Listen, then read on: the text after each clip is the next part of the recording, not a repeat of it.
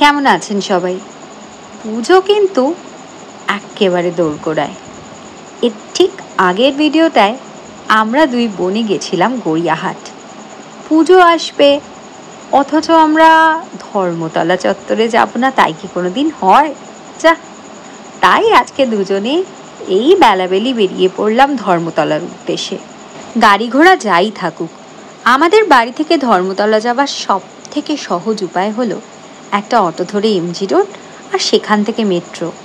কিন্তু মেট্রো স্টেশনে নেমে দেখি বাপরে বাপরে বাপ, কি বিশাল লাইনপত্র পেরিয়ে টিকিট কেটে দৌড়ে দৌড়ে মেট্রোয় উঠলাম। ছোটবেলায় যখন কলেজে যাতায়াত করতাম, তখন 10টা নন এসি মেট্রোর পর একটা এসি মেট্রো আসতো। তাই নিয়ে আমাদের কি উচ্ছ্বাস ছিল। জানি আপনারা সবাই ভাবছেন এটা তো ধর্মতলা নয়, এটা তো পার্ক স্ট্রিট। ঠিক ধরেছেন, আমাদের আজকের প্রথম গন্তব্য পার্ক স্ট্রিট। কারণ আমি জীবনে প্রথমবারের মতো যাব জুডিও। আমার বোন বেশ কয়েকবার ঘুরে এসেছে এবং ও প্রশংসায় উচ্ছ্বসিত জুডিওর ব্যাপারে। ওর হাতে আনা প্রোডাক্ট আমি আগেও ইউজ করেছি, এবারে এসে দেখলাম সত্যি ভারী ভালো একটা জায়গা। ভীষণ অ্যাফোর্ডেবল দামে দারুণ দারুণ জিনিস পাওয়া যায়, বিশেষ করে জুতো, কসমেটিক্স, টুকিটাকি যে ছোট্ট ছোট্ট জিনিসগুলো থাকে সেগুলো ভারী ভালো। তো এখন আমরা যাচ্ছি পার্ক প্লাজার দিকে, হাঁটছি। ওখানে আমার একটা ছোট্ট কাজ আছে, ওটা সেরেই যাব ধর্মতলায়। তো পার্ক স্ট্রিটের এই সন্ধেবেলার বর্ণাঢ্য রাস্তা দিয়ে হাঁটতে ভারী ভালো লাগছে। কাজ হয়ে গেছে, যাচ্ছি অটোর উদ্দেশ্যে। যদি একটা অটো পাই, সেটা ধরে সাদার স্ট্রিটে গিয়ে নেমে হেঁটে যাব। তো অটো আমাদের এখানে নামিয়ে দিয়ে গেল।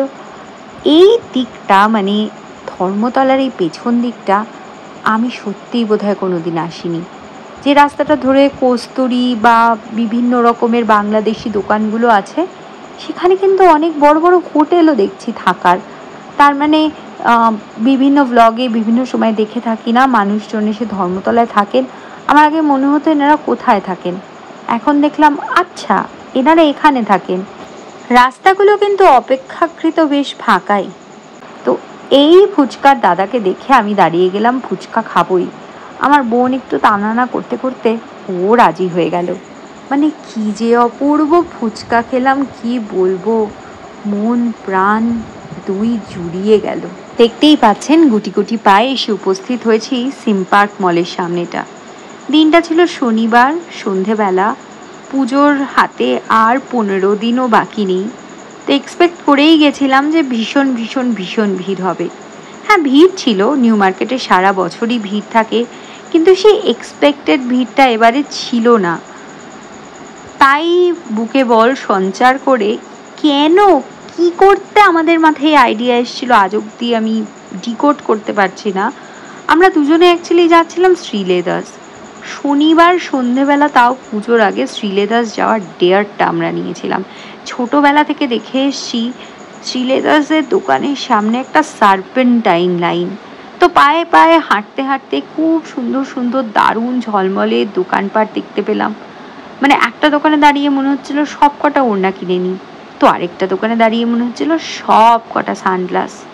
নিউ মার্কেটের এই যে আমেজটা, এই যে একটা নতুন জিনিসপত্রের গন্ধ, বর্ণ, চারিদিকের কসমোপলিটন আওয়াজ, এটা পুরো ভাইবটাই আলাদা।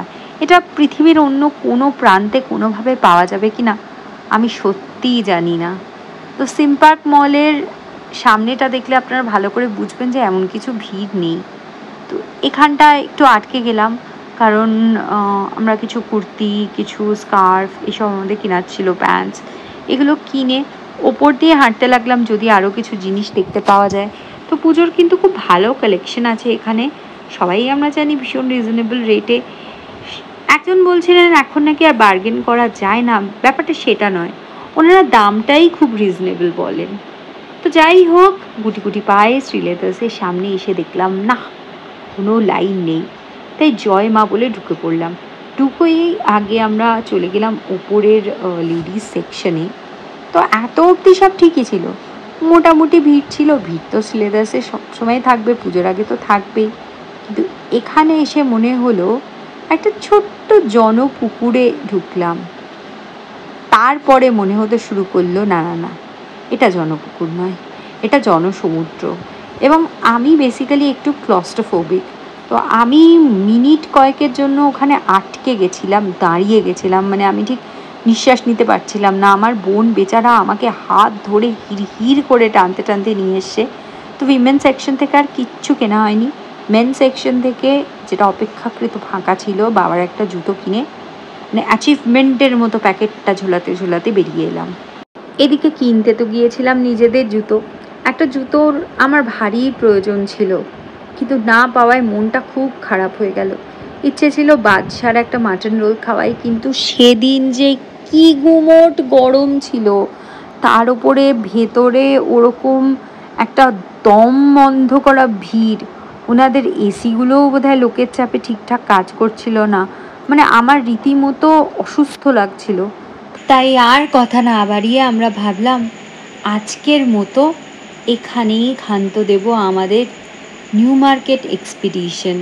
তারপর পায়ে পায়ে চলতে চলতে এই লেবু জলের স্টলটা দেখতে পেয়ে আহা, প্রাণটা জুড়িয়ে গেল। দাঁড়িয়ে পড়লাম খেতে।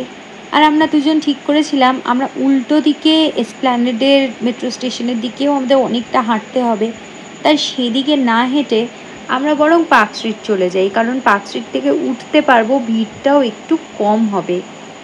তো চলুন, আজকের ভিডিওটা এই পর্যন্তই। আপনাদের ভালো লাগলে একটু লাইক করবেন, একটু শেয়ার করবেন। ফেসবুক থেকে দেখলে ফলো, আর ইউটিউব থেকে দেখলে সাবস্ক্রাইব করবেন।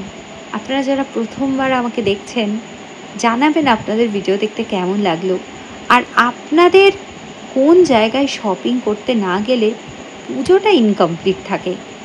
আমার কিন্তু গড়িয়াহাটও হয়ে গেছে, আমার কিন্তু ধর্মতলাও হয়ে গেছে। হাতিবাগান আমি কদিন আগে ঘুরে এসেছিলাম, ভিডিও তোলা হয়নি, সেটা আর এবছরের মতো হলো না।